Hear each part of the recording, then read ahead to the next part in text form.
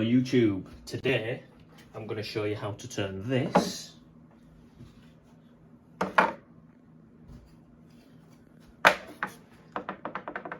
into this. Oh wait, no, sorry, that's the wrong one. I mean this.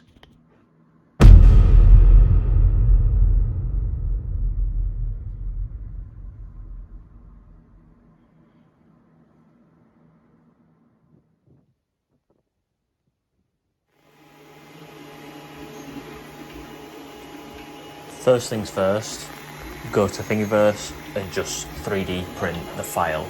You can also buy this file from my Etsy store, which will be in the description below.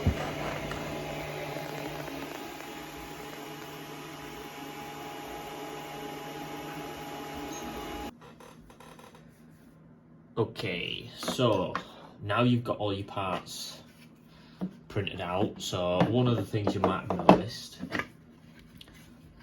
so this is the file that is on Thingiverse.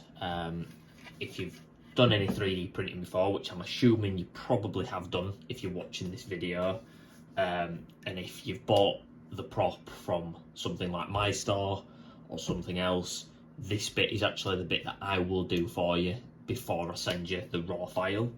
But if you have printed it yourself, you can use, so I've actually used the file where it's split into two on Thingiverse.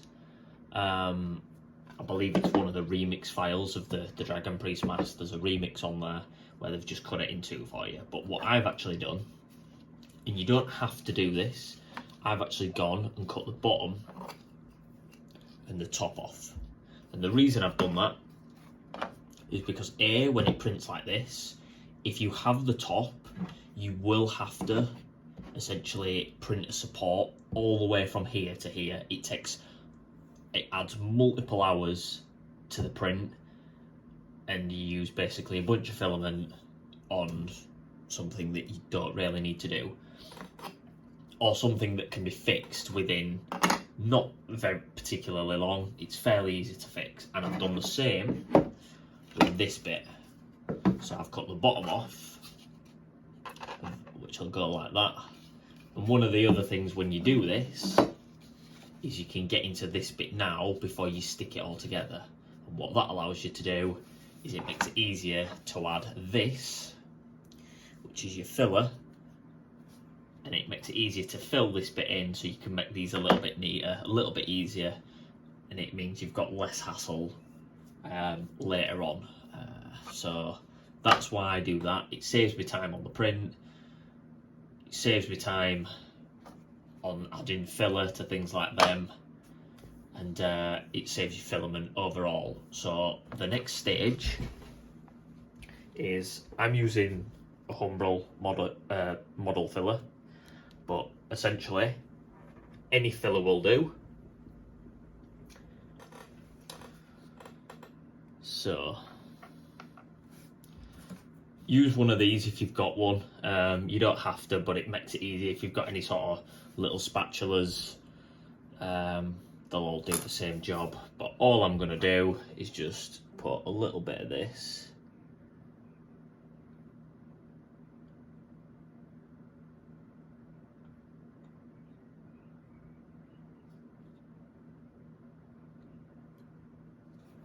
on there like that.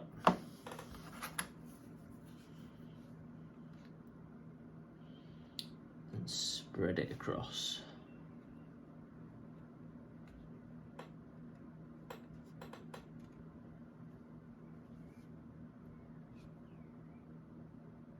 Now the advantage of doing a Dragon Priest mask is a lot of my Dragon Priest masks aren't perfect on purpose. I actually like the idea that they're meant to be sort of an old relic. So it means that they don't have to be perfect.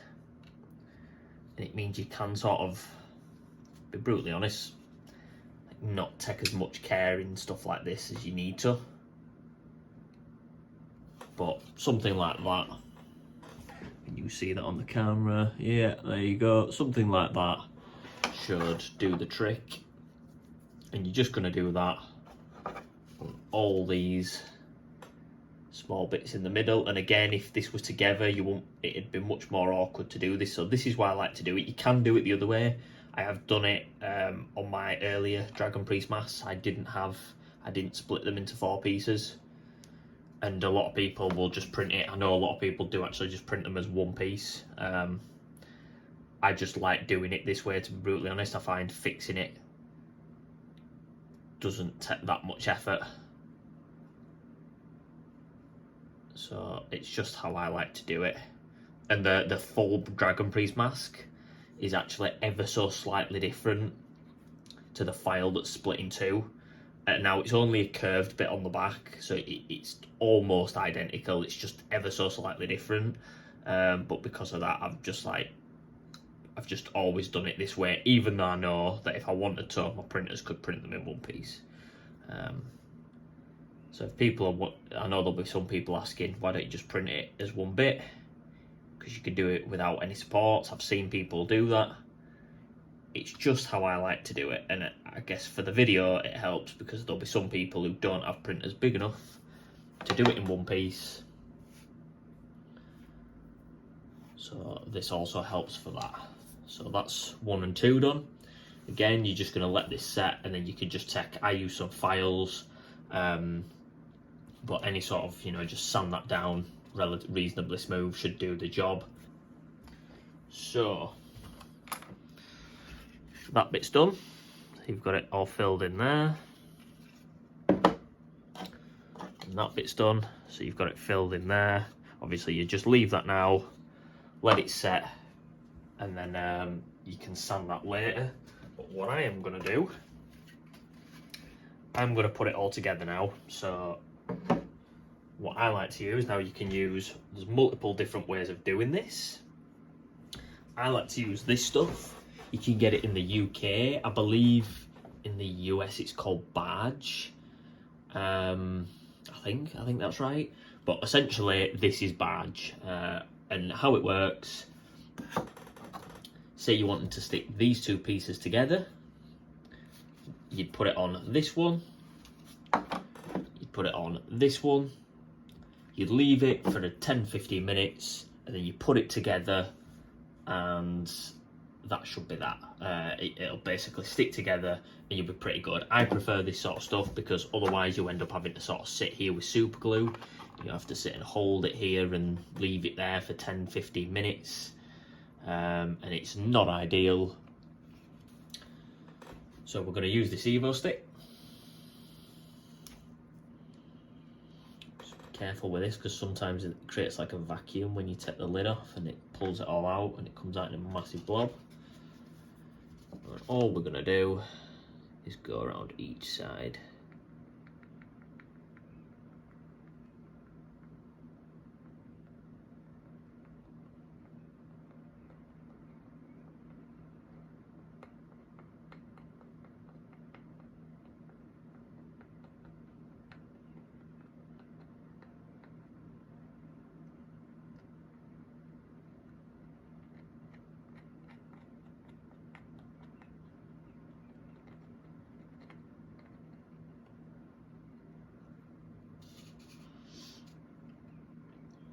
Pretty good, just spread it out slightly. If you've got a bit of foam, or you can even use one of the wooden lollipop sticks to be fair, but I'll just use the end bit 8.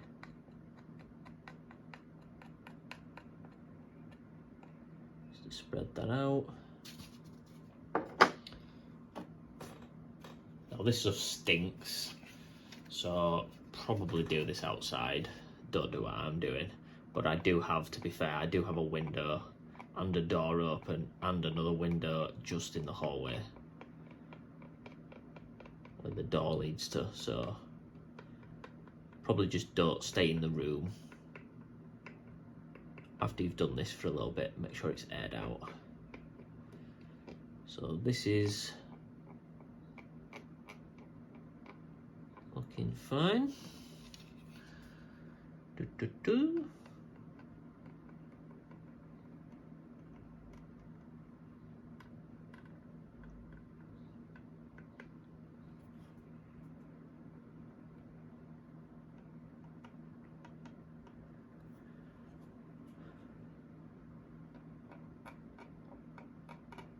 Now, for a lot of people, you're gonna want to get this right, because you want to make sure this is nice and sturdy. But for me, and if you've got a soldering iron or a 3D printing pen, I'm going to show you what I actually do to props to make them be a lot more sturdy. So you don't just have to rely on the glue.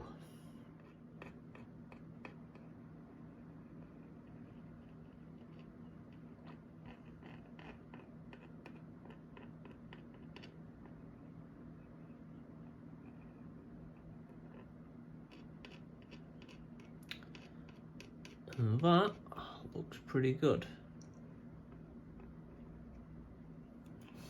So that's all on there. Just get rid of that bit. That's all done.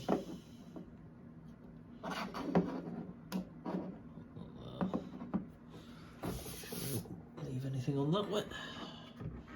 Put your lid back on. Now, if you've done this inside like me and you're stupid, I'm gonna go and leave these for a good 10 minutes. Literally on the windowsill of a fully open window, just to help with the fumes, because it's not good. Realistically, just don't be stupid and do this outside. With me filming, I'm doing it inside, but that's what I'm going to do, and we'll see you back once this is ready to be glued together. Okay, so once you have let them set, so you can usually tell this is set because it stops being sticky. So you can pretty much tell. But I mean, you leave it sort of 10-15 minutes and it's fine. I sometimes leave it less if I feel like I might need a little bit of movement. You know, if I was to put it on and maybe need a little bit of movement, you can leave it a little bit less, maybe sort of 10, 7, 8, 9 minutes, something like that. And then, but the advantage with barge, so both sides have got it on. Just line it up.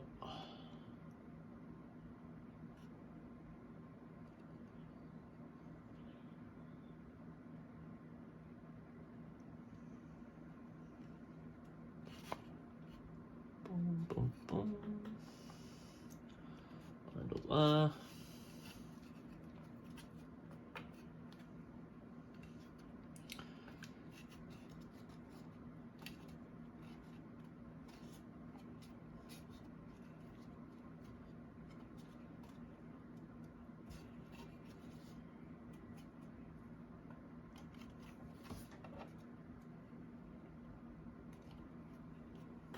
That bit stuck down.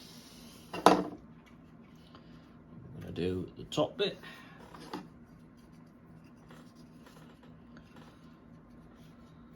So this bit is always a little bit more awkward. Just line it up with the back.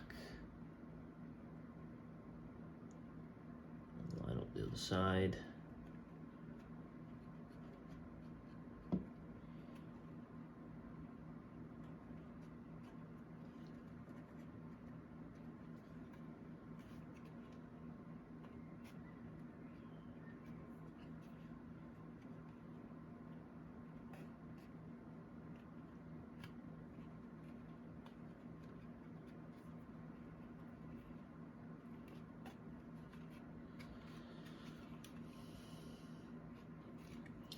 Should look like that. And then finally,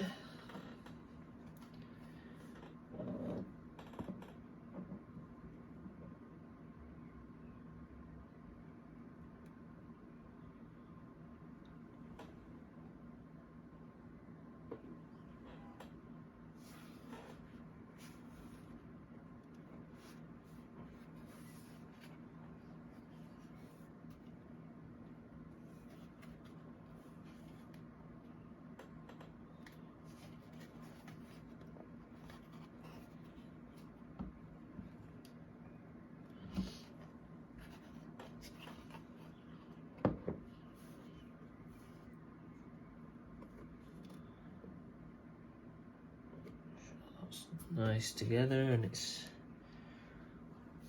pretty close.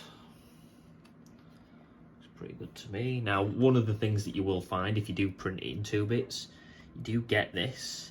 So there's a little bit of a gap there, and it's where the plastic will just flex slightly when it's on the build plate of the 3D printer.